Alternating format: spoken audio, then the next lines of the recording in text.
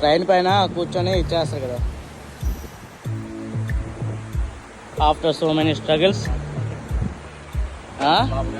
రాజస్థాన్లో water falls. ఇది రాజస్థాన్ అంటారా ఎవరైనా?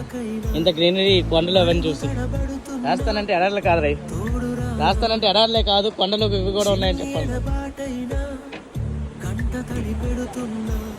సాధించావు మాయా అట్ ఫైనల్లీ.